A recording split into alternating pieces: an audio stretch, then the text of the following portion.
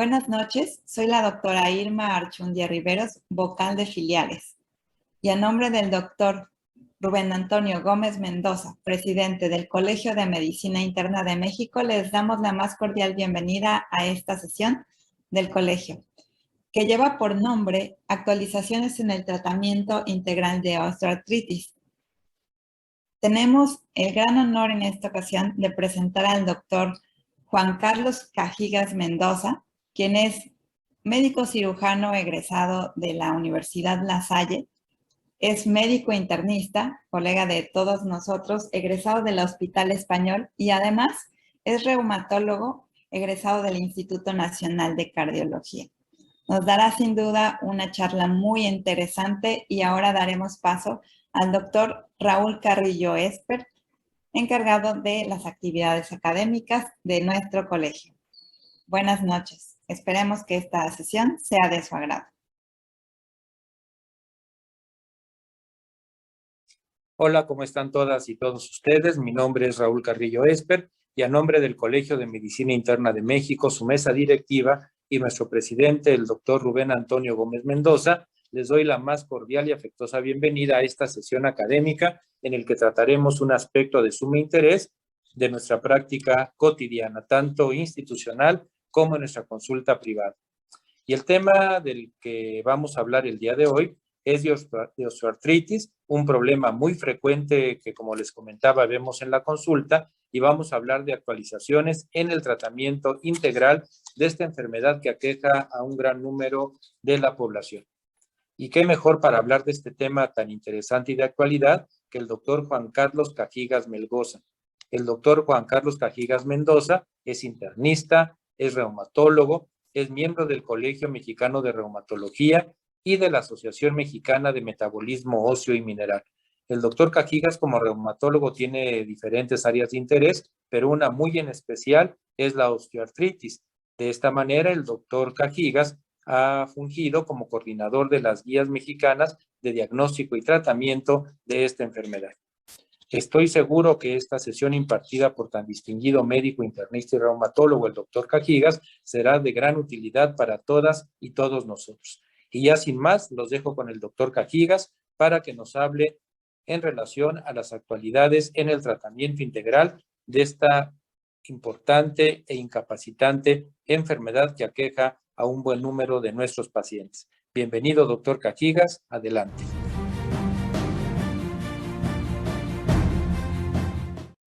Muy buenas noches, soy el doctor Juan Carlos Cajigas Mendoza, soy internista y reumatólogo.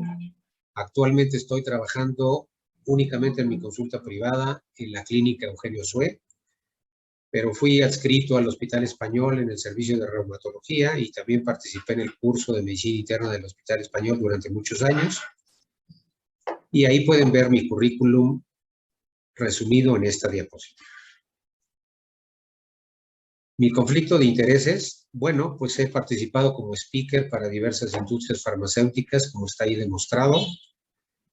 También he participado en varios advisory boards con también industrias farmacéuticas, pero no existe ningún contrato laboral actual con ninguna industria farmacéutica. El día de hoy es un placer estar con ustedes y agradezco la invitación del Colegio de Medicina Interna de México y vamos a hablar sobre este tema que es osteoartritis, actualizaciones en el tratamiento integral. Empezaremos con conceptos básicos que siempre es importante recordar. ¿Qué es la osteoartritis? También se le conoce como enfermedad articular degenerativa y siempre, aunque es un proceso degenerativo, tiene un componente inflamatorio y esta enfermedad se caracteriza por degeneración y pérdida progresiva del cartílago hialino y por lo tanto afectación del hueso subcondral. También puede haber secundariamente un daño del tejido sinovial. Habrá también engrosamiento y esclerosis de la lámina subcondral. Y esto, pues en la radiografía, como veremos más adelante, se ve como una callosidad blanquecina, que es precisamente la esclerosis subcondral. Y el último paso de la osteoartritis es la formación de los típicos piquitos de loro, llamados también coloquialmente picos del oro, pero médicamente se le conocen como osteofitos y que aparecen en el borde de las articulaciones. Puede haber también distensión de la cápsula articular y cambios en los tejidos blandos periarticulares en estadios agresivos y avanzados. Es muy importante saber la epidemiología de esta enfermedad. Es una afección articular que se observa con más frecuencia, obviamente, como es degenerativo el proceso en la enfermedad adulta y como veremos más adelante, a partir de los 55 años en las mujeres y de 60 años en los hombres. Se ubica entre las primeras 10 causas de atención hospitalaria. Es una de las principales causas de discapacidad, no solo en México, sino en todo el mundo, y su prevalencia en México pues no es nada despreciable, es del 10.5%. Es más frecuente en las mujeres, aproximadamente 3-1 sobre los hombres, y en nuestro país predomina muy importantemente en los estados del norte, como son Chihuahua y Nuevo León. La osteoartritis radiográfica aparece en estadios más tempranos, pero sí hay que saber su prevalencia. Ocurre hasta en un 60% en las manos, lo cual quiere decir que la osteoartritis de manos es la más prevalente, en un 33% en las rodillas y en un 5% en la cadera. Pasaremos a otro punto que es la fisiopatología de la osteoartritis. Esto también es muy importante porque la gente cree, ay, bueno, es un padecimiento de la edad y es el desgaste natural, y eso es un grave error. Obviamente existe una fisiopatología que hay que conocer y esta fisiopatología abarca varios puntos. Obviamente el cartílago, que es el que se desgasta o degenera con sus células principales, que son los condrocitos, pero también se puede afectar la sinovial y todo el sinoviocito, que son las células, y aparición de líquido sinovial. Y obviamente en estadios más tardíos, pues va a haber afección del hueso subcondral. Es muy importante, pues, recordar la anatomía de una articulación y los diversos compartimientos articulares. Y así tenemos una articulación diartrodial, donde se ven los músculos, los ligamentos que llegan a la cápsula sinovial, que es una cápsula fibrosa. Y en el centro, bueno, pues tenemos obviamente el cartílago articular en el centro y las dos partes de la articulación que hacen precisamente esta articulación diartrodial y que se va a afectar en estadios posteriores del hueso subcondral. El cartílago articular de las articulaciones diartrodiales, su función principal es permitir los movimientos de alta velocidad y baja fricción. Y es gracias a eso que obviamente los deportistas, los velocistas, por ejemplo, los tenistas, etcétera, tienen una función principal y obviamente sus rodillas son primordiales para hacer su deporte. Tienen un componente celular, ya lo habíamos dicho, el componente celular son los condrocitos, pero también tienen un componente acelular que es la matriz extracelular. Y esto hay que conocerlo porque todas estas proteínas que hay en la matriz extracelular, como ven en esta gran tabla, muchas de ellas se afectan, especialmente el colágeno, especialmente los proteoglicanos y con especial interés el agregacano, pero también otras proteínas asociadas a la matriz de la membrana celular, como pueden ser las integrinas, otras proteínas no colagenosas, como puede ser la fibronectina, y otras proteínas no colagenosas, pero que son reguladoras, como puede ser la condromodulina. Entonces, pues, la membrana sinovial, su función es la formación de líquido sinovial. Tiene un componente celular, que son los sinoviocitos tipo A, que está compuesto por macrófagos sinoviales, y los tipo B por fibroblastos sinoviales. Y el hueso articular, que obviamente está compuesto por osteoblastos, y en su parte madura, osteocitos y los osteoclastos. Y todo este conjunto de estructuras anatómicas van a estar participando en una u otra forma en el desarrollo de la osteoartritis. Es muy importante saber, a diferencia también de lo que cree la gente y la mayoría de los médicos, la osteoartritis no nada más es un proceso degenerativo. El proceso degenerativo sobre el cartílago, su estadio temprano, su estadio tardío, afectación de los condrocitos, va a estar dado también por activación de algunas citocinas, como son la interleucina 1 y el factor de necrosis tumoral. También puede haber activación de otras enzimas como las metaloproteinasas. Y todo esto es lo que va finalmente a causar inflamación y en sus estadios posteriores degradación del cartílago. Así que habrá que quitarse ese viejo concepto de que, bueno, pues es la edad. ¿Cuáles son los factores de riesgo para desarrollar osteoartritis? Bueno, primero, el desarrollo. Sí hay un punto genético muy importante. Esta enfermedad es una enfermedad hereditaria, no hay duda. Si mis padres, mis abuelos tuvieron osteoartritis, sin duda que yo la desarrollaré, a lo mejor no en el grado tan severo como ellos, pero la desarrollaré. Aparte de la genética o del punto genético, está el mal alineamiento articular. Esto también es importantísimo.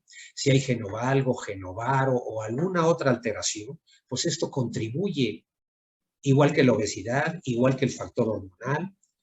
Y para la progresión, pues muchas cosas como la edad, rigidez articular, dolor, carga articular.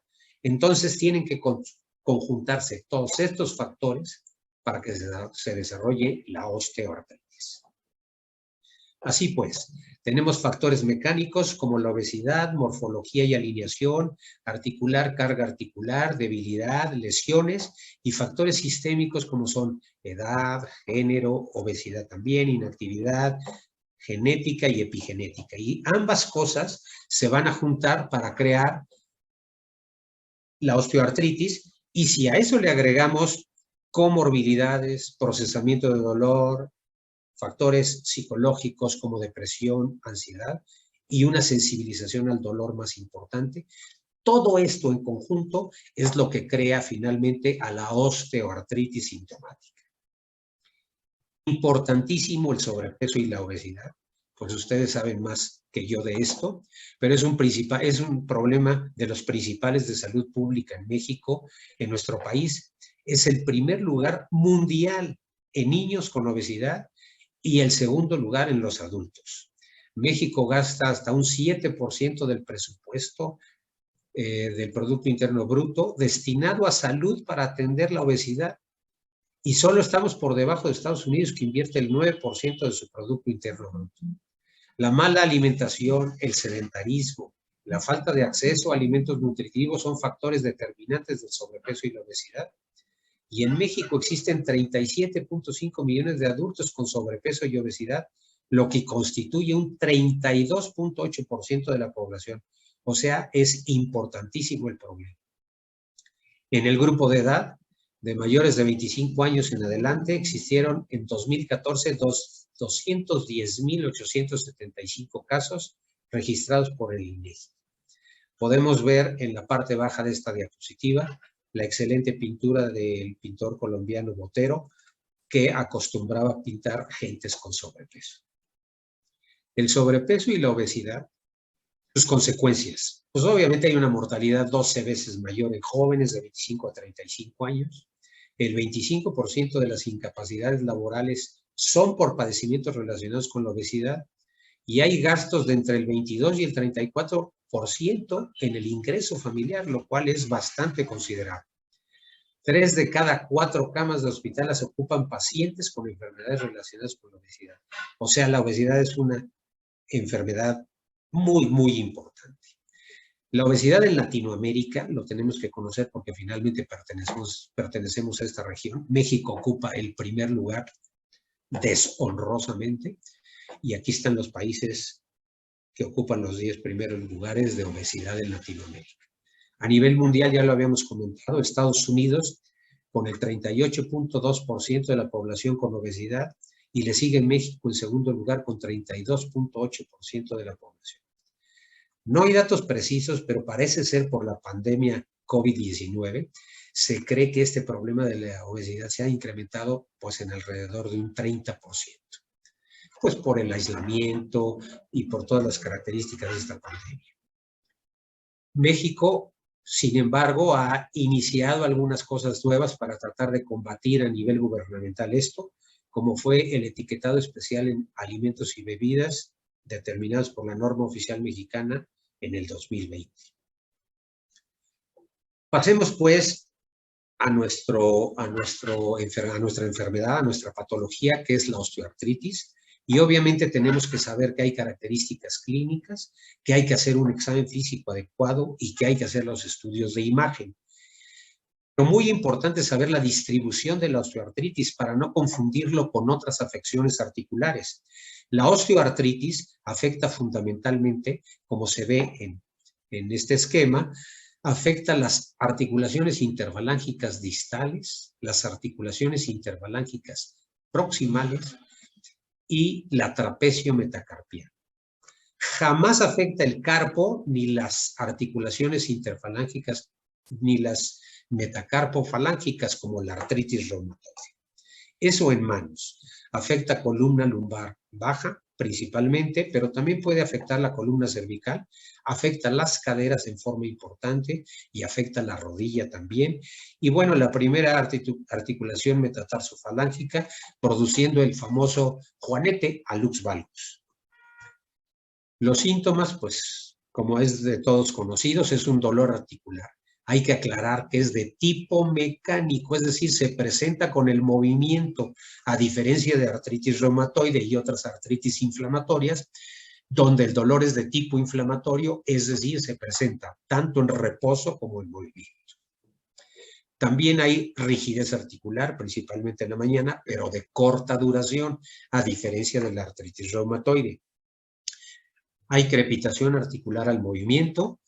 En estadios finales va a haber una deformación ósea y puede haber derrame articular en cualquier estadio de la enfermedad.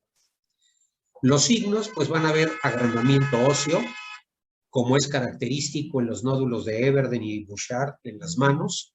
Hay restricción del movimiento, hay inestabilidad articular y hay crepitación. ¿Y por qué se ocasiona este aumento, agrandamiento óseo? Pues es a expensas de los famosos osteofitos que se forman.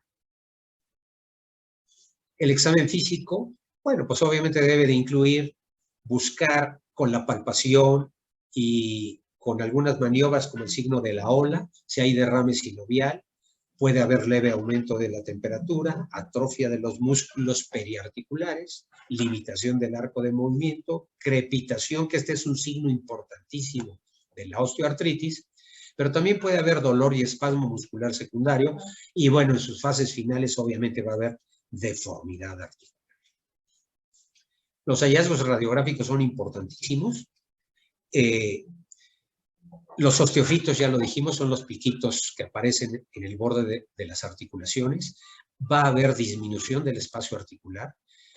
Va a haber esclerosis subcondral, que es esto que llamábamos que era como callo y que aparece en las radiografías, lo veremos adelante, y los quistes subcondrales. Aquí tenemos, por ejemplo, la clasificación radiológica de la osteoartritis de rodilla, en donde se hacen, según Kellgren y Lawrence, estas graduaciones. La osteoartritis grado 1, como ustedes pueden ver, es una ligera disminución del espacio. En la osteoartritis grado 2, como pueden ver ahí, hay ya una mayor disminución del espacio, sobre todo en el compartimiento lateral. En la osteoartritis grado 3, ya hay una disminución franca del espacio y ya empieza a haber roce de las superficies articulares y ahí empieza a haber ya esclerosis subcondral. Y en la osteoartritis grado 4, evidentemente, ya hay un roce importante, hay esclerosis subcondral con esta callosidad que se ve más blanquecino en el borde del hueso subcondral en las radiografías. En la osteoartritis de manos, pues igual va a haber, como está señalado en la flecha, disminución de los espacios articulares, empiezan a haber estos osteofitos, que cuando hay una osteoartritis erosiva de las manos, se ven en alas de gaviota, como veremos más adelante, y puede haber pequeñas erosiones intraarticulares, muy distintas a las erosiones grandes que aparecen en el borde de las articulaciones de la artritis reumatoide y que aparecen en otra localización, como ya dijimos, metacarpofalángicas y carpos. Característicamente, la afección de la trapecio metacarpiana con disminución del espacio articular, con esclerosis subcondral y con deformidad. Si aparece en una forma aislada, porque a veces aparece en una forma aislada, se conoce como artrosis de la raíz del pulgar y por lo tanto se llama risartrosis. Ya había comentado algo, pero hay una variante de osteoartritis que se llama osteoartritis inflamatoria o erosiva, donde existen pequeñas erosiones articulares y aparecen las características alas de gaviota, como se ve en esta diapositiva. La osteoartritis de la columna también es muy interesante. Bueno, aparece disminución del espacio entre vértebra y vértebra, y el cartílago de la columna vertebral, pues como todos saben, es el disco intervertebral. El disco intervertebral se va degenerando, hay roce entre vértebra y vértebra. También, al igual que si yo apachurro una gelatina, la gelatina se expande, igual ocurre con el disco, y el disco, aunque esté degenerado, como hay presión sobre el disco, este tiende a desplazarse, especialmente hacia la parte posterior, y entonces esto ocasiona en la columna, en las gentes mayores, lo que se llama hernia discal, y por lo tanto una columna lumbar estrecha, y eso ocasiona pues múltiples consideraciones como lumbociática, dolor importante de tipo mecánico y una afección con gran discapacidad. Y como ven en la radiografía del lado izquierdo, se ven los característicos picos del oro, que son los osteofitos, pero más grandes, que puentean de vértebra a vértebra, y esto es característico de la osteoartritis lumbar o espondiloartrosis. También hay osteoartritis de las facetas, y esta osteoartritis de las facetas o artrosis facetaria va a producir dolor al movimiento y a veces puede producir también radiculopatía por compresión de la raíz nerviosa. La biomecánica es muy importante. La actividad física en las articulaciones sanas no deteriora los cartílagos, a menos de que sea una actividad física demasiado extensa. Por ejemplo, si hay un tenista que está corriendo, frenando y hace demasiado impacto, a través de los años, pues el tenista tendrá artrosis en las rodillas, mucho más joven que cualquier otra persona. Y lo mismo que un futbolista, por ejemplo. Si hay una gente que levanta pesas, pues evidentemente hará osteoartritis de la columna lumbar mucho más joven que cualquier otra persona. Un pitcher de béisbol, por ejemplo, pues hará osteoartritis del hombro mucho más joven que cualquier otra persona. La carga articular es importante. Entonces, aquí hay un concepto que a veces es contradictorio. Si nosotros tenemos un paciente con osteoartritis y decimos, no haga nada, póngase en reposo, el reposo también es muy malo porque se necesita la actividad para que el poco cartílago que haya siga pues incrementándose o por lo menos no se deteriore. Y entonces sí es importante mantener cierta movilidad en los pacientes con osteoartritis. Esta es una ejemplificación de las diferencias entre artritis reumatoide y osteoartritis. No abundaré más en ello porque están muy claras los esquemas. Entonces, nada más sí es muy importante saber que son dos cosas totalmente diferentes. La artritis reumatoide es de gente joven, la osteoartritis es de gente mayor, de 55 o 60 años para arriba. Las manifestaciones son diferentes. En artritis reumatoide hay una rigidez persistente y hay una inflamación característicamente muy importante. En cambio, en la osteoartritis generalmente hay inflamación leve, a excepción de las rodillas, cuando puede haber, por ejemplo, cierta acumulación como de calcio, y entonces eso puede dar enfermedad por depósito de cristales de calcio, y entonces sí, produce una muy importante inflamación. Vamos al punto clave de toda esta plática y nos vamos a enfocar muy importante al tratamiento. Esto es muy importante y vamos a poner mucha atención en toda esta parte de la plática. El Colegio de Medicina Interna de México desde el 2011 nos hemos reunido para hacer las guías de práctica clínica basada en evidencia del tratamiento de la osteoartritis. En esta primera guía del 2011 yo tuve la oportunidad de ser el coordinador de esta guía y bueno, pues participaron todas estas gentes que están ahí. En el 2013 se hizo una actualización donde el doctor Rolando Espinosa fue el coordinador y finalmente la del 2018, que fue esta, la reunión multidisciplinaria de expertos para el diagnóstico y tratamiento de la osteoartritis, actualización basada en evidencia, donde el doctor Rolando Espinosa fue el coordinador, y todo esto fue guiado por el doctor Jorge Aldrete, que ustedes conocen muy bien. También es muy importante que aparte de las guías mexicanas, tenemos esta, es importantísima. Es la Sociedad Europea de Aspectos Clínicos y Económicos de Osteoporosis y Osteoartritis, que brevemente se conoce como ESEO. Esta sociedad ESEO es la sociedad más importante en el manejo de osteoartritis y también de osteoporosis. Y entonces su última actualización la tienen en el 2019, como está publicado aquí en Seminars in Arthritis and Rheumatism. El ESEO dice que el tratamiento se divide en dos. Primero, modalidades no farmacológicas, como es información al paciente, concientización de esta enfermedad, el tratar de hacerles bajar de peso con ayuda pues, de algún bariatra, de alguna nutrióloga, etcétera. Ejercicios físicos, pero ejercicios físicos que sean sin impacto, pero sí, como comenté, sí tienen que tener actividad. Y las modalidades farmacológicas, donde existen 4 pasos principales. Empezaré por los AINES. Los AINES pueden ser los AINES tradicionales y después los AINES no selectivos, perdón, los AINES selectivos COX-2. En casos muy avanzados donde hay un dolor muy intenso, se utilizan los opioides débiles, pero por periodos cortos. Y obviamente en casos muy avanzados, el tratamiento quirúrgico.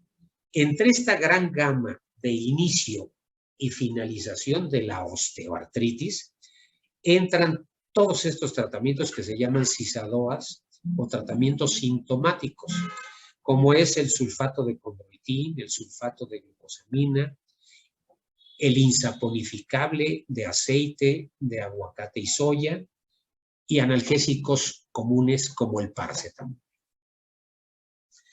Así, tenemos el paracetamol, es el analgésico de primera elección.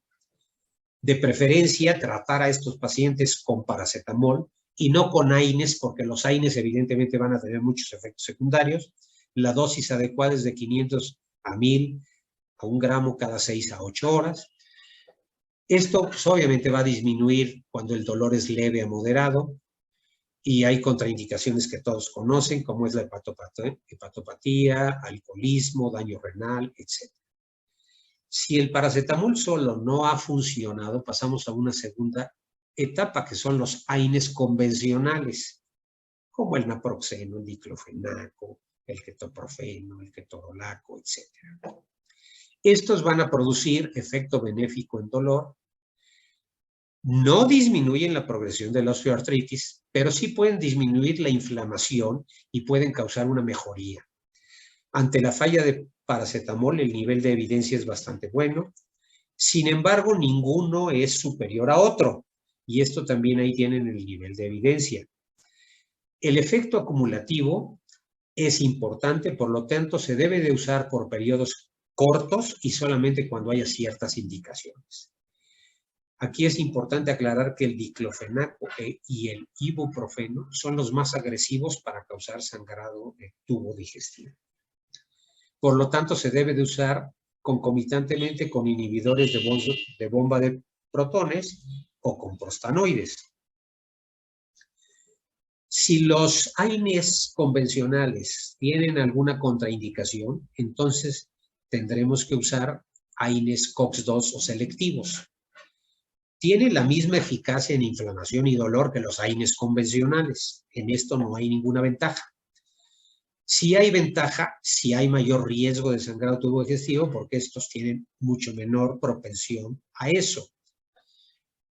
Sin embargo, también como veremos más adelante, tienen otras complicaciones. En México solamente existen dos, que es el celecoxib y el etoricoxib.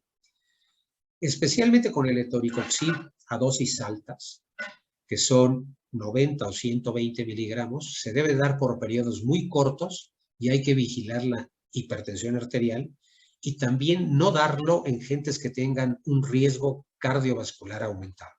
Pacientes con riesgo o que hayan tenido trombosis o pacientes que hayan tenido insuficiencia coronaria y problemas coronarios.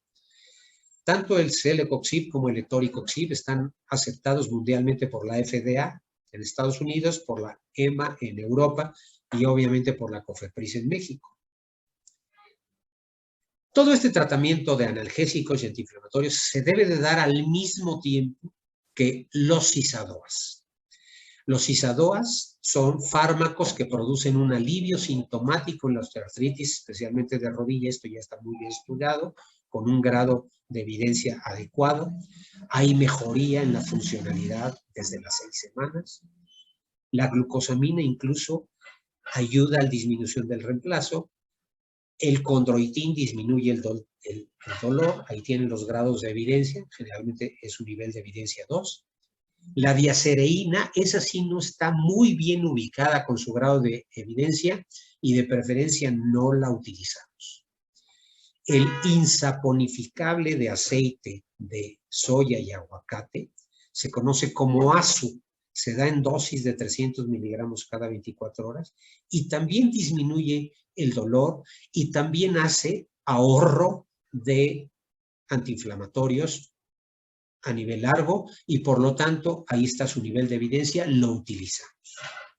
El colágeno hidrolizado no está tan franco en el aspecto de disminución del dolor o de disminución en el uso de antiinflamatorios no esteroideos. Se llega a utilizar como complemento, pero su nivel de evidencia es menor.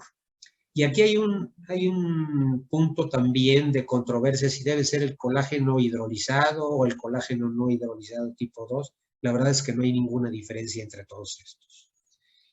Sí pueden producir una mejoría en la funcionalidad, sí pueden producir a lo mejor una disminución de la progresión, pero esto es controversial.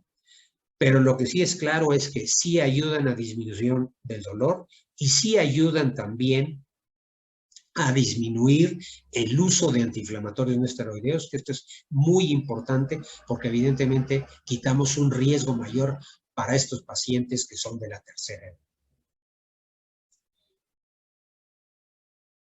La glucosamina, condroitina en rodilla con osteoartritis.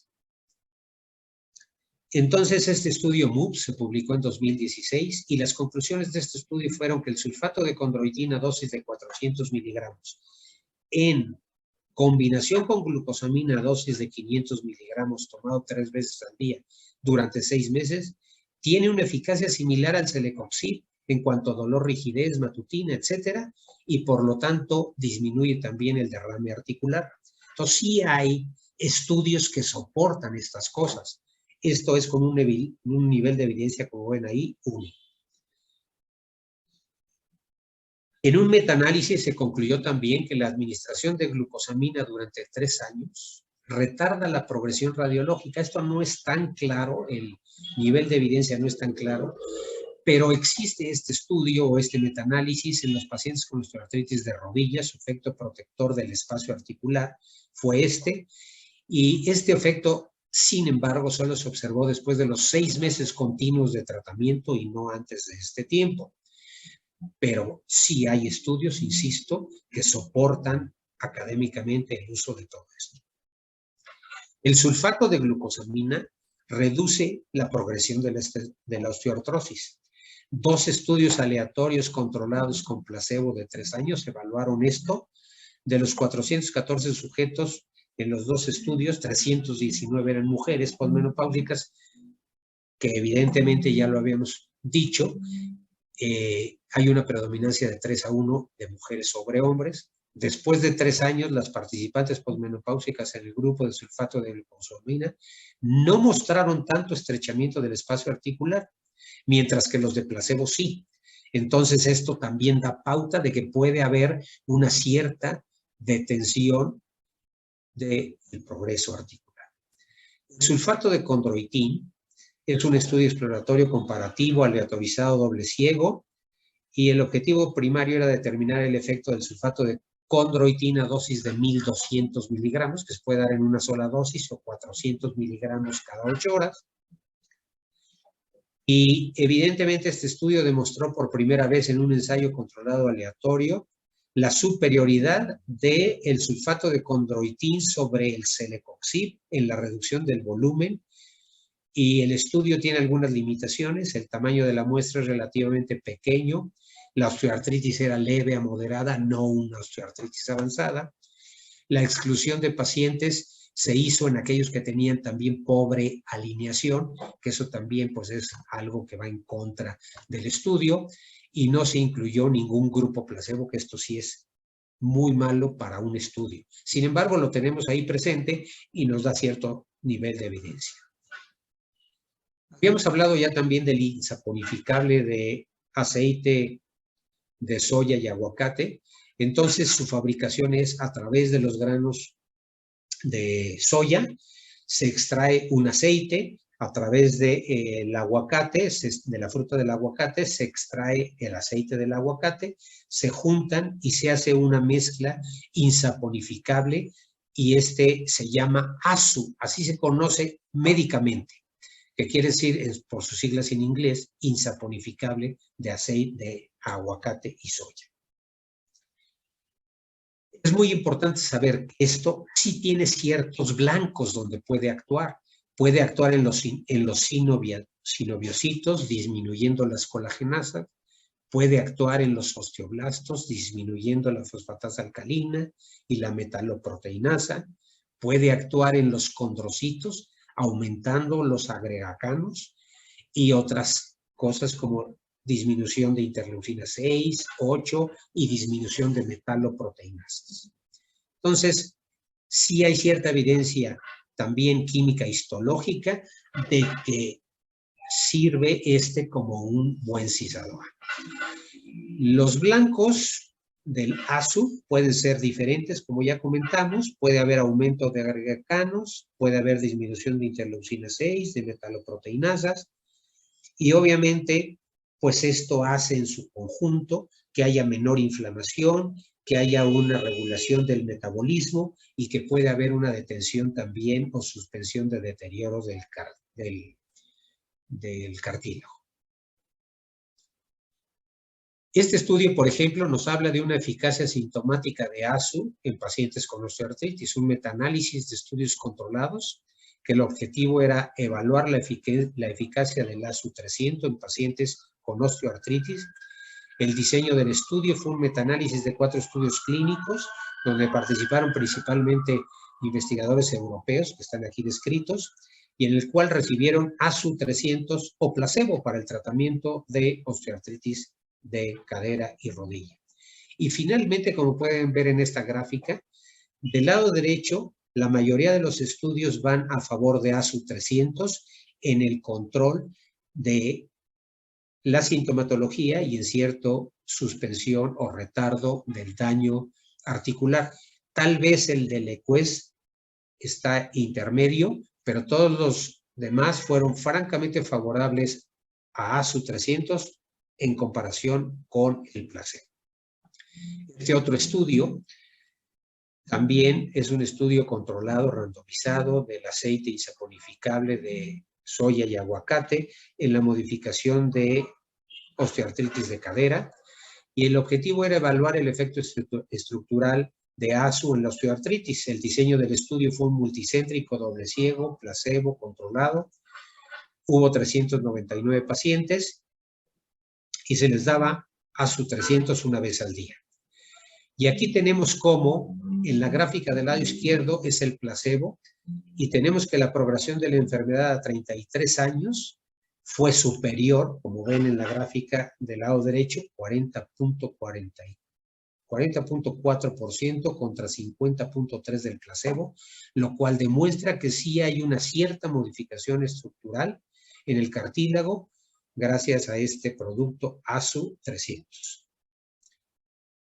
Sin embargo, aparte de la glucosamina, aquí quiero hacer un punto muy importante. El ESEO ha hecho muchos estudios y se ha determinado que la glucosamina que funciona es el sulfato de glucosamina. Y esto es muy importante para que nosotros, a la hora de prescribir al paciente, le aclaremos que las glucosaminas que se venden pues en las tiendas comerciales, en los expendios grandes, etcétera, generalmente no tienen la misma características de producción y etcétera que el sulfato de glucosamina de alguna compañía farmacéutica. Y que la glucosamina que se venden en estos puntos generalmente no es sulfato de glucosamina y entonces no tiene las mismas características de mejoría de osteoartritis como es el sulfato. Después de esta breve aclaración, obviamente tenemos que hablar de otros tratamientos, porque no todo es sulfato de glucosamina, sulfato de condroitín y ASU, que son los ISADOAs principales. También tenemos los analgésicos tópicos, que en algún punto pueden ayudar. La capsaicina ha sido muy importante cuando hay afección, por ejemplo, de ciertas raíces nerviosas. Ahora está de moda las pomadas o geles con cannabis, que también funciona, el metilsalicilato, los AINES tópicos que funcionan un poco en disminuir el dolor. Estos generalmente los utilizamos después de calor local en la articulación unos 10 minutos y después utilizamos cualquiera de estas pomadas. Son como complemento al paracetamol tomado. Ciertamente es una dudosa mejoría del dolor, pero los usamos. Si hay efecto placebo o no, no lo sabemos, pero sí mejora un poco el dolor. El nivel de evidencia está ahí escrito. Hay un neuromodulador que, como ustedes saben, los neuromoduladores se utilizan para muchas otras cosas, como fibromialgia, por ejemplo. Pero en este caso, la duloxetina, hay un estudio muy interesante que en dosis de 60 a 120 miligramos por día provoca disminución del dolor de hasta en un 50% en la osteoartritis de rodilla. Y esto tiene un buen nivel de evidencia y está aceptado por la FDA. Otro aspecto del tratamiento es la viscosuplementación. Esto también es un aspecto muy importante. Nada más que hay que saber cuándo hacerlo, cómo hacerlo y no abusar de este aspecto. Dentro de la viscosuplementación tenemos principalmente dos puntos. El ácido hialurónico, y este es de bajo peso molecular. Generalmente se da en 3 ampolletas, una ampolleta semanal durante 3 semanas. No previene, francamente, la progresión. Es controversial la mejoría en la funcionalidad, aunque algunos pacientes la demuestran inmediatamente. Y sí puede haber disminución del dolor desde la semana 8. El nivel de evidencia está ahí. Otro es el hilano GF20. Este, a diferencia del ácido hialurónico, es de una sola aplicación. Es de alto peso molecular. Sí tiene un cierto efecto analgésico también controversial, moderado, pero superior al hialuronato. Y obviamente también disminuye el dolor.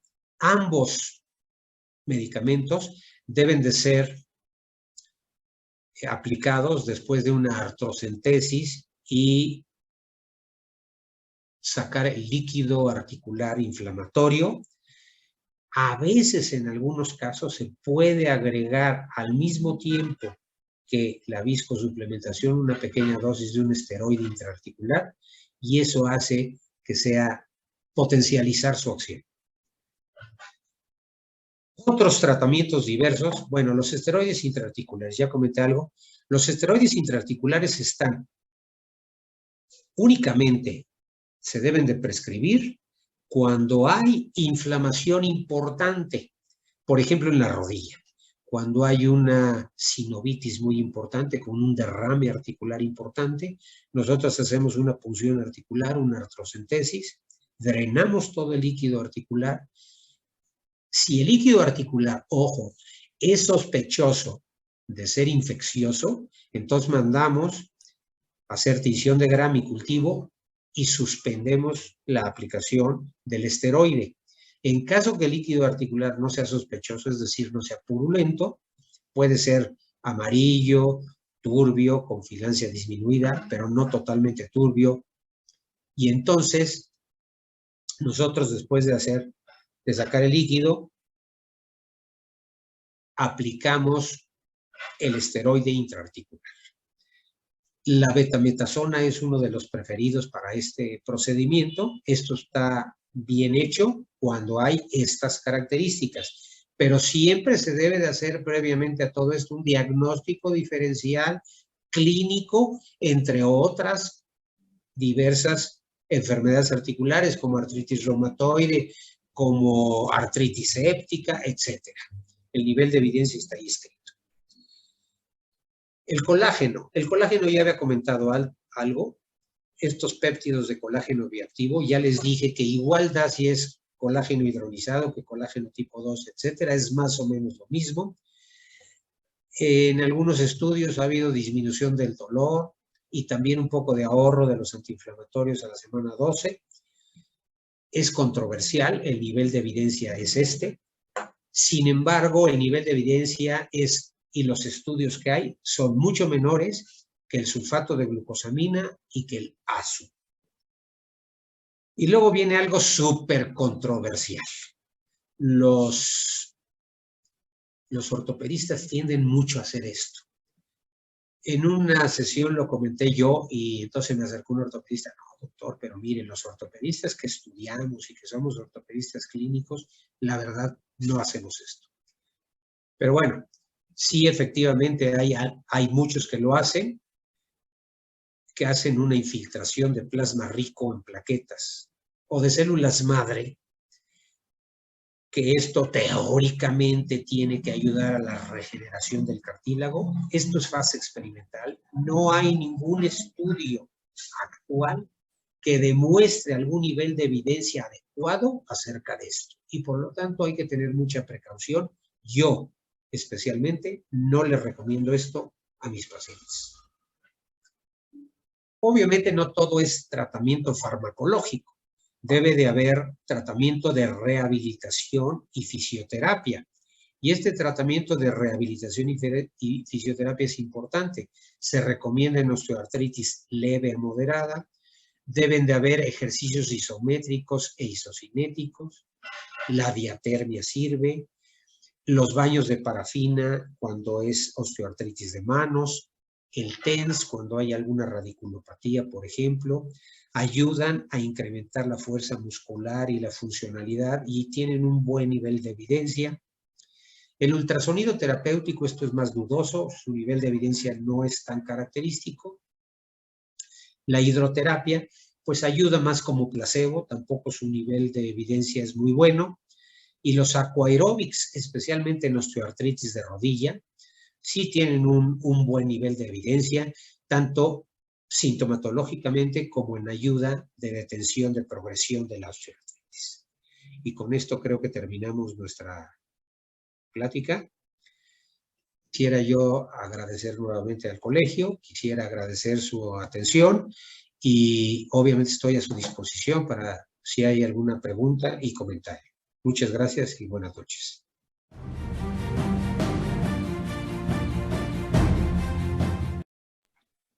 Muy buenas noches, tengan todas ustedes. A nombre del Consejo Directivo del Colegio de Medicina Interna de México, de nuestro presidente, el doctor Rubén Antonio Gómez Mendoza, y de nuestro secretario de Actividades Académicas y Científicas, el doctor Raúl Carrillo Esper, les damos la más cordial y atenta bienvenida a esta sesión clínica con preguntas y respuestas que se organiza con el más alto nivel de calidad, buscando la excelencia clínica. El tema de hoy, como ustedes ya escucharon, es actualizaciones en el tratamiento integral de la osteoartritis y tenemos como ponente al doctor Juan Carlos Cajigas Mendoza. Los vamos a acompañar con mucho gusto, es un placer. En este momento de preguntas y respuestas, mi compañera la doctora Irma Chundia Riveros, vocal de filiales del Colegio de Medicina Interna de México, Tenemos un invitado especial que es el doctor Juan Ramón Hernández Cázares, presidente del Colegio de Medicina Interna de Ciudad Victoria, Tamaulipas. Es bienvenido, doctor. Y el de la voz, el doctor Miguel Ángel Buenrostro, para estar con ustedes, vocal de comunicación del Consejo del Colegio de Medicina Interna de México, en el Consejo Directivo 2022. Muchas gracias. Doctora Irma Archundia. Buenas noches a todos. Es un gusto para mí estar con todos ustedes. Realmente tenemos muchísima audiencia el día de hoy, alrededor de 798, 800 participantes en línea que están participando en nuestro chat de preguntas y respuestas. Sin duda hay muchísimo interés en este tema y nos están preguntando desde distintos puntos de la República si hay algún tópico algún tratamiento tópico que se pueda administrar y si el uso de hidroxicloroquina estaría indicado para ese tipo de pacientes. Gracias, doctor Cajigas. Bienvenido. Muchas gracias por la invitación nuevamente al Consejo de Medicina Interna de México y espero que la plática haya sido de su agrado. Con respecto a la pregunta que me acaba de hacer, doctora, primero sí comenté que hay tratamientos tópicos, hay desde luego diversos AINES tópicos que contribuyen a cierta disminución del dolor y a cierta mejoría. También la capsaicina, sobre todo cuando hay cierta afección de nervios, de raíces nerviosas, y cannabis, que está como de moda. Esto no hay estudios francos que hayan demostrado que hay pues, una mejoría, pero desde luego que sí los utilizamos y clínicamente pueden coadyuvar con esto. La hidroxicloroquina se utiliza exclusivamente para el tratamiento de enfermedades autoinmunes inflamatorias, como es la artritis reumatoide, como es el lupus eritematoso o como es el síndrome de Sjögren. Por lo tanto, no hay estudios reales que digan que en la osteoartritis puede haber cierta ayuda. Algunos utilizan la hidroxicloroquina para esta variedad de osteoartritis que se llama osteoartritis inflamatoria o erosiva, pero insisto, no hay ningún estudio que realmente avale el uso de ella. Muchísimas gracias, doctor Cajigas. Es una excelente ponencia. Ahora vamos a dar paso al doctor Hernández Cázares, presidente de la filial de Ciudad Victoria, para seguir con las preguntas y respuestas. Buenas noches, pues excelente ponencia, realmente es de gran impacto porque pues, es sumamente frecuente este tipo de patologías en la consulta de medicina interna. Hay una pregunta que quisiéramos realizar que sería clínicamente, bueno, haciendo alusión a usted a la diapositiva que nos presentó del diagnóstico diferencial entre una osteoartrosis degenerativa y una artritis reumatoide, ¿cuál sería ahí el caminito bioquímico que se podría tomar para los médicos de primer contacto, los médicos que estamos en la consulta? Ya que muchas veces llegan con un panel bioquímico pues muy extenso, ¿sí? Pero si hubiera algunas perlas en ese sentido de lo clínico a lo bioquímico. Bueno, desde luego hay ciertas ayudas de laboratorio, especialmente para hacer el diagnóstico diferencial cuando nos quede duda, pues tenemos que hacer un panel de reumatología. Este panel de reumatología debe de incluir siempre factor reumatoide por nefelometría, debe de incluir el ACPA o anti-CCP, que es el péptido cíclico citrulinado, que ambos saldrían positivos en artritis reumatoide y obviamente pues descartan osteoartritis de cualquier tipo. También hay que hacer anticuerpos antinucleares por inmunofluorescencia indirecta, pues en aquellos casos que se sospeche síndrome de Sjögren o lupus, porque también el síndrome de Sjögren y lupus da artropatías que en algunas ocasiones, aunque raras, pueden llegar a confundirse. Y desde luego, pues los estudios de imagen, ¿no? Los estudios de imagen son importantísimos como demostré en la plática. Pero si hacemos una buena clínica, yo creo que es suficiente como para hacer un diagnóstico diferencial apropiado. Muchas gracias. Doy paso al doctor Miguel Buenrostro para continuar. Gracias, doctor. Muchas gracias, doctor Juan Ramón. Siguen las felicitaciones para el doctor Juan Carlos Cajigas. La audiencia cada vez más interesada. Ya tenemos, como comentó la doctora Irma, cerca de 800 asistentes. Nos visitan también de otros países, doctores de Colombia, Bolivia, Argentina y Ecuador. Gracias por estar con nosotros a todos esos países y los médicos que nos acompañan. Hay muchas preguntas, doctor. La coexistencia de osteoartritis con otras patologías autoinmunes. ¿Cuándo pensar que además de osteoartritis pueden tener alguna otra patología autoinmune? Bueno, esto es cierto, pero yo lo haría a la inversa. ¿Cuándo pensar que una enfermedad autoinmune como lupus, Sjögren o artritis reumatoide puede tener asociado una osteoartritis? Bueno, primero hay que ver la edad. Generalmente los pacientes con osteoartritis, ya lo comenté, empiezan a partir de los 55 años o 60 años de edad, un poco más prematuramente en las mujeres. Entonces, es muy difícil, evidentemente, que haya enfermedades autoinmunes en gente joven y que tengamos que sospechar osteoartritis. Pero en las enfermedades autoinmunes que son de larga duración, pues obviamente nosotros podemos tener una artritis reumatoide que inició a los 35 años y que cuando llega a los 55 o 60 años empieza a tener otras manifestaciones distintas, como son la aparición de nódulos de Everden, como es la aparición de crepitación en las rodillas y cierta deformidad. Entonces, ¿qué quiere decir esto? Que a la artritis reumatoide que ya llevaba de larga evolución se le asocia por edad y por factores genéticos, etcétera, una nueva patología que es la osteoartritis, y entonces habrá que dar tratamiento combinado. El tratamiento de la artritis reumatoide, que como todos saben, es con esteroides a dosis bajas, es con metotrexato, con leflunomida, o con biológicos, o con pequeñas moléculas como tofacitinib o baricitinib.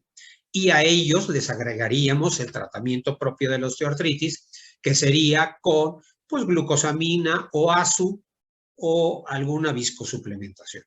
No sé si con esto queda claro. Sí, muchas gracias, doctor Juan Carlos. Doctora Irma Archundia. Y resumiendo varias preguntas que tenemos en el auditorio, que tienen la inquietud de esta terapia combinada, pensando en la polifarmacia, si se pueden dar de forma combinada glucosamina, condroitina, ASU, más los AINES, ¿no? Si existen estudios, ¿cuál sería la mejor combinación? Sí se pueden dar combinados. No existen estudios como tal que nos digan, bueno, di tal combinación de ASU con glucosamina y con antiinflamatorios y eso demostró mejoría con respecto a los otros. Pero sí lo hacemos en la práctica clínica. Podemos dar sulfato de glucosamina en conjunto con ASU y algún antiinflamatorio no esteroideo, generalmente COX-2, pensando que pueda ser de más larga duración. Y la evidencia clínica que tenemos en nuestros pacientes es muy buena. Insisto, no hay estudios ni algo que avale un grado de evidencia, pero clínicamente lo hacemos y parece ser que funciona bien. Gracias, doctor Cajigas. Damos paso al doctor Hernández Cázares.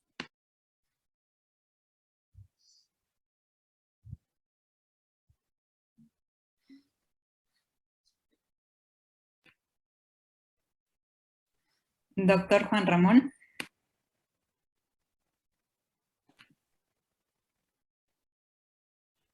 Bueno, me parece que tiene algunos problemas de conexión. Pues esto es evidente que puede ocurrir, dado que estamos en vivo, pero tenemos muchísimas preguntas. En este caso, ¿el ASU tendría alguna equivalencia con el consumo de alguna cantidad de aguacate, en realidad? Sí, no. Nosotros podemos consumir aguacate con otros fines, como pues todos sabemos, es benéfico en cierta forma para elevar un poco el colesterol HDL, pero en el caso específico de osteoartritis, pues no, el aguacate como tal no tiene beneficio.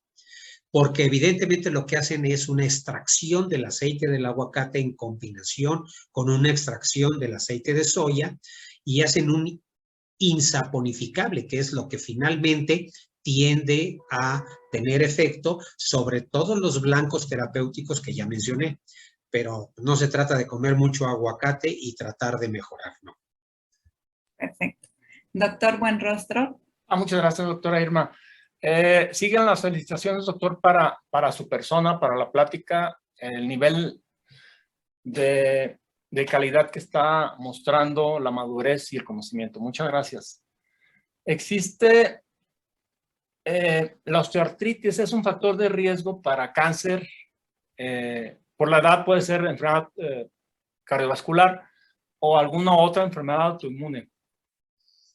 No, la osteoartritis no produce ningún riesgo como tal, no es un factor de riesgo que vaya a afectar en la propensión hacia enfermedades neoplásicas o hacia enfermedades coronarias o hipertensivas o de otra índole.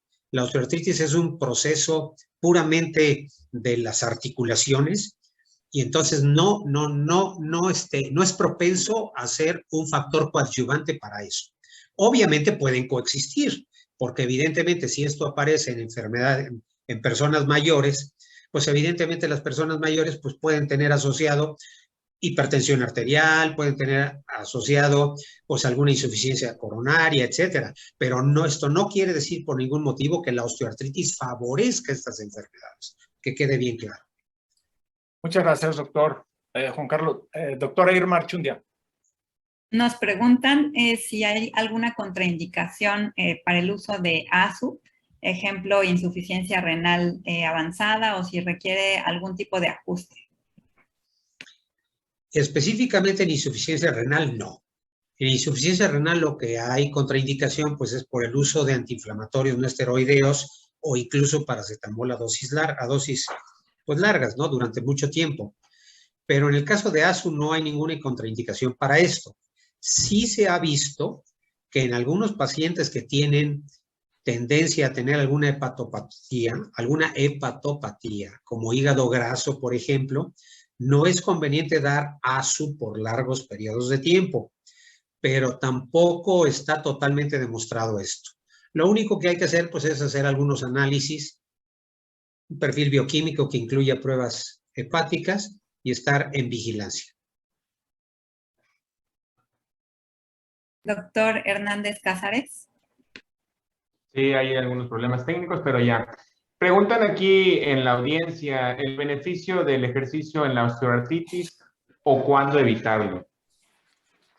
El ejercicio es importantísimo, pero como dije, hay que hacer ejercicios isotónicos e isométricos. Si esto puede estar guiado por un médico rehabilitador o un fisioterapeuta, mucho mejor. ¿Qué debemos de evitar de ejercicios en la osteoartritis? Cualquier ejercicio que produzca impacto, cualquiera que sea.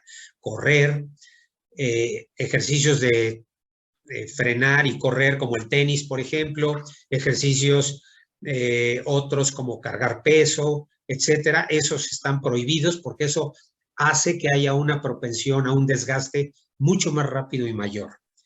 Pero ejercicios como yoga, como ejercicios de estiramientos, como natación, o aún, por ejemplo, bicicleta fija, muy despacio, no spinning, por supuesto, eso puede ayudar a que las articulaciones mantengan una movilidad y eso de ninguna manera hace que haya una progresión rápida de la osteoartritis, sino al contrario, hay una mejoría sintomática.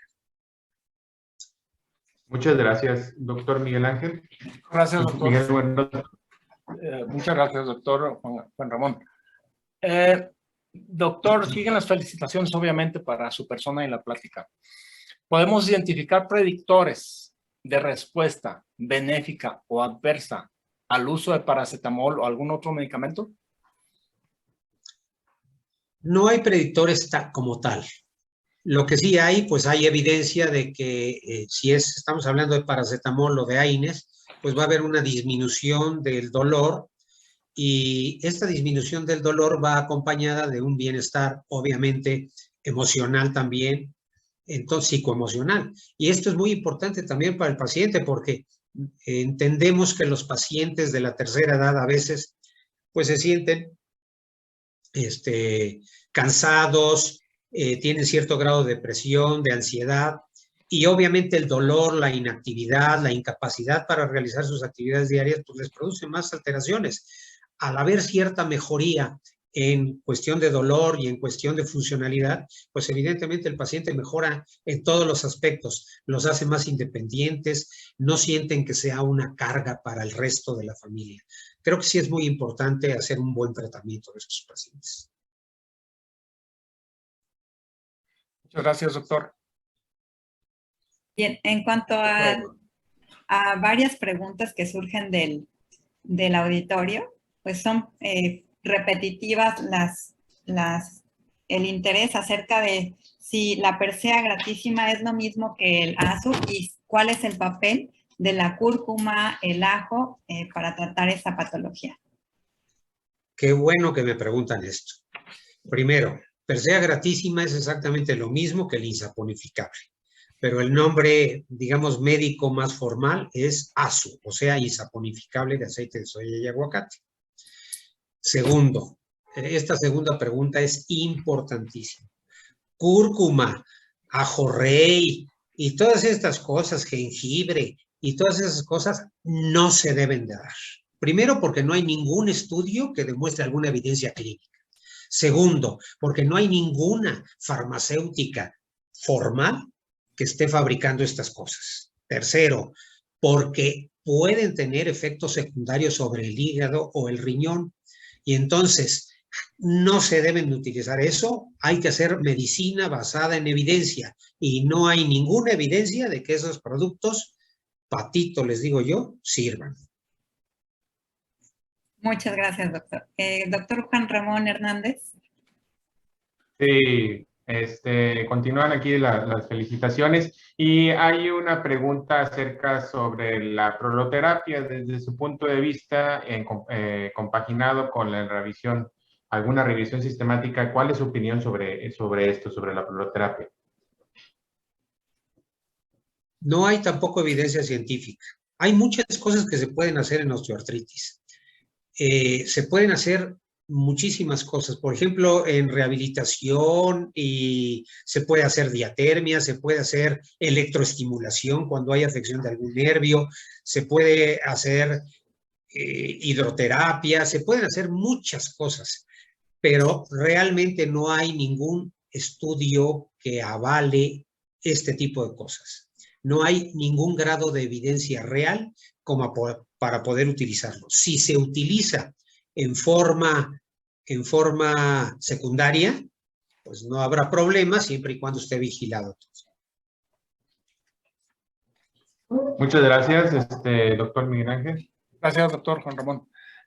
Siguen las felicitaciones, doctor Juan Carlos. Y hay una pregunta que me parece interesante. Se sabe de la participación de interleucina 1 y el factor necrosis tumoral, alfa. ¿Algún beneficio con el uso de los, por ejemplo, el anakinra, que es anti-interleucina 1, o algún anti-TNF-alfa, Tanercept, infliximab, adalimumab, todo eso? ¿Alguna evidencia de utilidad en osteoartritis? En osteoartritis específicamente no, porque quiero aclarar que aunque sí hay cierta participación inflamatoria de interleucinas, interleucina 1, interleucina 6, es de muy bajo grado y el proceso inflamatorio de la osteoartritis debido a estas interleucinas es muy bajo. Cosa totalmente diferente a lo que ocurre en la artritis reumatoide, donde ahí sí el factor de necrosis tumoral, la interleucina 6 sobre todo, y un poco la interleucina 1 tienen un factor predominante en causar inflamación y este grado de inflamación en causar destrucción y erosiones. Hablando de artritis reumatoide. En el caso de osteoartritis, no. No la hay y por lo tanto sería pues demasiado utilizar uno de estos blancos terapéuticos. Yo no voy a dar un producto biológico a una osteoartritis, primero porque no hay un grado inflamatorio severo, segundo porque es un proceso degenerativo primordialmente, tercero porque el costo de estos medicamentos siempre hay que hacer costo-beneficio. Costo-beneficio en artritis reumatoide sin duda. En osteoartritis no se usan estos productos, ni pequeñas moléculas, ni tampoco biológicos. Muchas gracias, doctor Juan Carlos. Doctora Irma. El uso de algunas vitaminas para el manejo de la osteoartrosis, que por cierto nos dice el doctor Francisco Zambrano que le llama mucho la atención que se utilice todavía el término osteoartritis o versus osteoartrosis, ¿no? ¿Cuál es su consideración en cuanto al término y al uso de vitaminas para ese tratamiento? El término correcto es osteoartritis, porque ciertamente sí hay un cierto proceso inflamatorio secundario, aunque leve.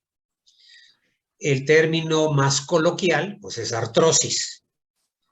Y esto hace una diferencia a veces explicativa para el paciente, porque dicen, ay doctor, tengo artritis y entonces me voy a quedar deformado y entonces quién sabe qué. Entonces sí hay que aclararles que no es lo mismo una artritis inflamatoria de origen autoinmune como la artritis reumatoide que una artritis degenerativa, que es la osteoartritis. Y se puede nombrar de las dos maneras, osteoartritis, también osteoartrosis. ¿Y cuál fue la segunda pregunta, perdón? En relación al uso de vitaminas para el tratamiento, en presencia o ausencia de osteoporosis. No, vitaminas sí están indicadas cuando hay osteoporosis. Y siempre esto es muy importante, ¿eh? Hay que recordar que van de la mano, van corriendo como paralelamente osteoartritis y osteoporosis. Entonces, para la osteoartritis per se, las vitaminas no sirven. Para la osteoporosis, bueno, eso sin duda está demostradísimo que la vitamina D a dosis altas puede ayudar a la osteoporosis importantísimamente. Y, bueno, pues con otras cosas, como puede ser el calcio y como puede ser pues, otros factores, como son los antirresortivos, etcétera. Pero estamos hablando de osteoporosis, que ciertamente pueden combinarse en un paciente que tenga las dos patologías. Pero específicamente para la osteoartritis no hay ningún beneficio real de ninguna clase de vitaminas. Muchas gracias. Doctor Juan Ramón Hernández. Sí, bueno, pues siguen aquí mucho interés por parte de la audiencia. Hay una pregunta ante la necesidad de opioides débiles. ¿Qué presentación o cuál es su recomendación acerca de en este tipo de fármacos? Sí, yo creo que los opioides débiles sí se pueden usar en osteoartritis, sobre todo en aquellos pacientes muy sintomáticos. Yo personalmente prefiero usarlos como pues dosis por razón necesaria. Es decir, por ejemplo, aquellos pacientes que tienen un dolor muy intenso, recordar que este padecimiento da un dolor de tipo mecánico con el movimiento. Y muchos pacientes pues tienen que seguir trabajando a pesar de que tienen osteoartritis y tienen que seguir su vida diaria. Y a lo mejor un opioide de rescate a dosis nocturna es adecuado. ¿Qué tipo de opioide? Pues tramadol, la dosis de 25 miligramos probablemente sea usado en combinación con paracetamol. Estas combinaciones que hay muchas en el mercado. Es adecuado. 25 miligramos de tramadol con 300 o 500 miligramos de paracetamol, pero yo lo utilizaría como rescate. Muchas gracias, doctor Miguel Ángel. Muchas gracias, doctor Juan Ramón. Existe una pregunta de la doctora Clotilde Ramírez, de Guadalajara, compañera y brillante internista. Gracias por participar. Saludos, doctora Clotilde. Dice el uso de la proloterapia dextrosa, el uso de procaína o lidocaína con dextrosa. Y la evidencia, doctor, en la experiencia de usted. Sí se ha utilizado, pero volvemos a lo mismo. No hay estudios que digamos, tenemos un estudio de 380 pacientes comparados con un placebo. Ese tipo de estudios es lo que necesitamos. Mientras no tengamos ese tipo de estudios, pues entonces la evidencia es mínima, porque tendremos una evidencia no soportada en un estudio académico. Sí se puede llegar a utilizar como complemento, pero mientras no tengamos un grado de evidencia franco, yo diría que son terapias como un poco alternativas. Muy bien. Muchas gracias, doctor. Doctora Irma, por favor. En el sentido de cuándo referir a un paciente a un reumatólogo o a un ortopedista para un recambio articular. Esta pregunta también es importantísima. Yo creo que el médico general está ciertamente habilitado para iniciar un tratamiento con osteoartritis. Si está en alguna zona rural, continuar el tratamiento con osteoartritis. Si es un médico familiar de alguna institución pública como IMSS, ISSSTE, etcétera, también está obviamente habilitado para iniciar el manejo, para continuar. Solamente casos que haya progresión, que no haya respuesta al tratamiento que dio el médico familiar, deben de progresar. ¿A dónde? Pues probablemente al internista. El internista debe de valorarlos, continuar un tratamiento. Si el internista evidentemente continúa bien el tratamiento, puede seguir el tratamiento. Cuando está avanzando más o no hay muy buenos resultados, entonces tiene que derivar. El médico especialista adecuado para tratar la osteoartritis es el reumatólogo. Punto. El reumatólogo debe de dar el tratamiento médico, coordinar el tratamiento de fisioterapia, coordinar si necesita un tratamiento de psicoterapia, pero la cabeza del tratamiento debe ser el reumatólogo. ¿Cuándo debe de participar el ortopedista? El ortopedista debe de participar cuando haya necesidad de un tratamiento quirúrgico. En el caso específico, por ejemplo, de la osteoartritis de rodilla, como en la plática se veía las fases, cuando hay una osteoartritis grado 3 o grado 4, hablando de rodilla, pues evidentemente entonces el reumatólogo tiene que pedir interconsulta a ortopedia para practicar ahí el tratamiento adecuado. El tratamiento adecuado en esas fases va a ser una prótesis de rodilla. Evidentemente, el ortopedista pone la prótesis de rodilla, pero las otras articulaciones siguen sufriendo. Entonces el ortopedista debe decir, ya le puse la prótesis de rodilla, ya mejoró este aspecto, regreso al paciente al reumatólogo para que continúe su tratamiento. En el caso de otras articulaciones, también a veces es necesario que participe un ortopedista. Por ejemplo, cuando hay deformidades de los dedos y tienen que hacer pues alguna cirugía reconstructiva de dedos, cuando hay también osteoartritis de cadera y entonces pues también llega un momento en que hay que hacer una prótesis de cadera. Entonces en esos casos puede participar el ortopedista, pero el tratamiento médico, la guía del tratamiento y la cabeza del tratamiento siempre será el reumatólogo.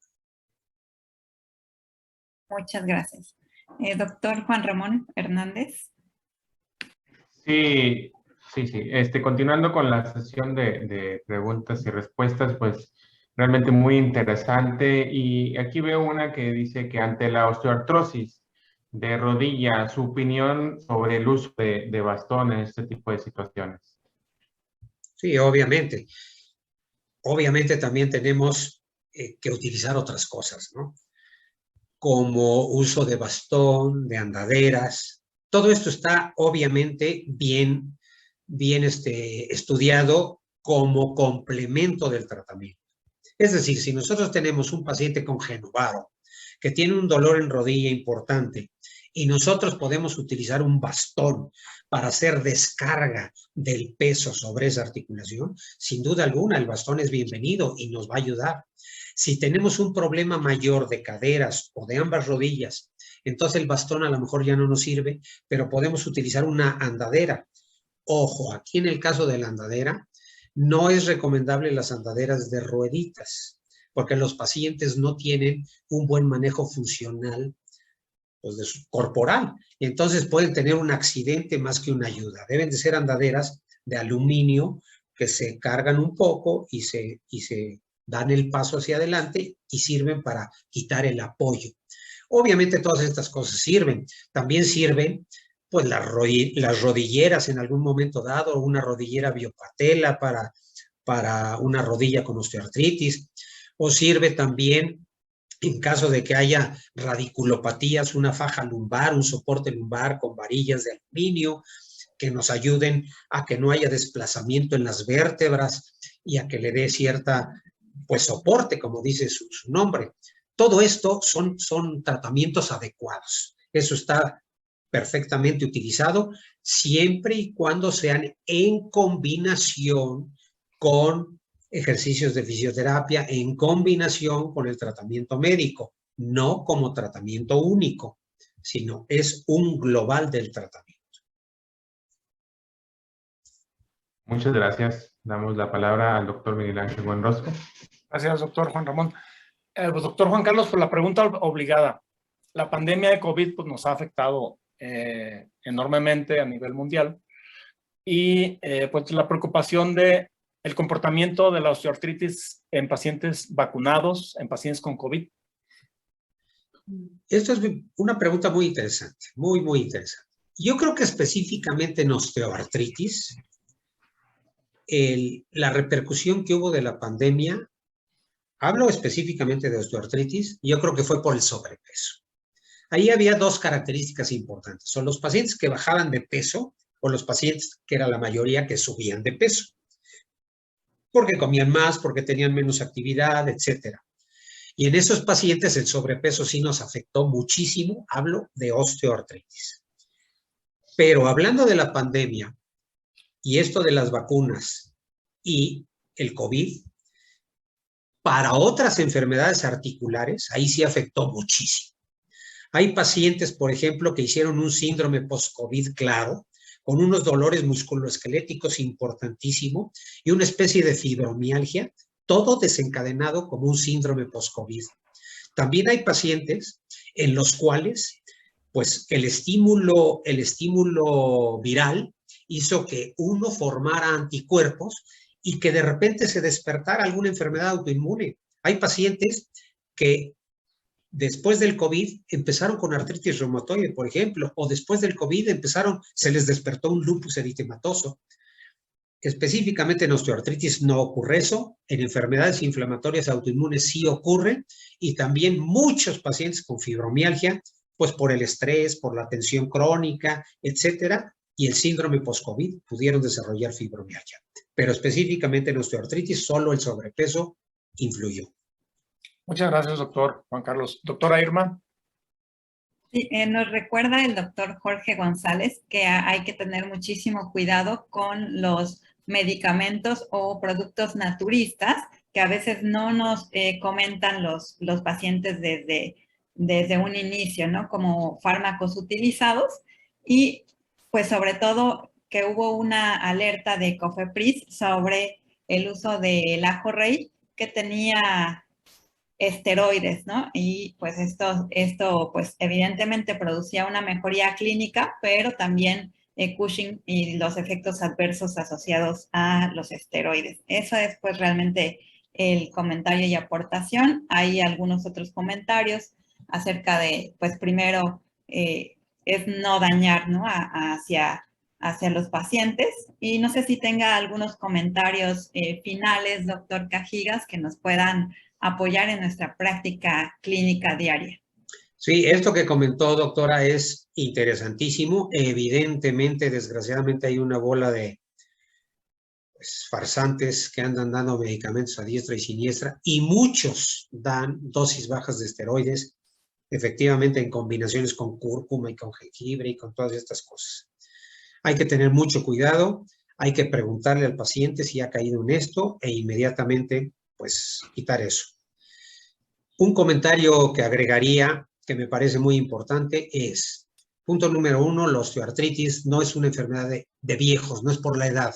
La osteoartritis tiene todo un proceso etiopatológico y fisiopatológico que hay que conocer, porque la osteoartritis puede comenzar en gentes que tienen herencia desde los 40 años. Entonces, evidentemente es una enfermedad que hay que tenerla presente, que hay que saberla manejar, que hay que garantizarles una calidad de vida a estos pacientes. Creo que es un tema muy importante el que escogieron, creo que es un tema de avanzada, creo que es un tema que hay que conocerlo bien y evidentemente el beneficiado va a ser nuestro paciente. Y agradecerles nuevamente por la invitación al Colegio de Medicina Interna. A usted, doctor Cajigas, por estar con nosotros. Damos paso al doctor Juan Ramón Hernández con su pregunta. Sí, hay una pregunta aquí. ¿Qué tan frecuente es la bursitis de rodilla como diagnóstico diferencial de osteoartritis en pacientes con discreta esclerosis maquinal y espacio articular conservado? Yo creo que la bursitis es muy frecuente, no como diagnóstico diferencial, sino como parte del cuadro clínico. Los pacientes con una osteoartritis de rodilla pueden hacer una bursitis, sin duda, y entonces estas bursitis o tendinitis de pata de ganso, también es muy importante saber que ciertos medicamentos locales o tópicos pueden funcionar como antiinflamatorios tópicos, o si es una bursitis muy intensa, hacer una pequeña infiltración con dosis baja de esteroide y gilocaína y ayuda perfectamente a esas bursitis. Ciertamente hay bursitis que aparecen sin haber osteoartritis.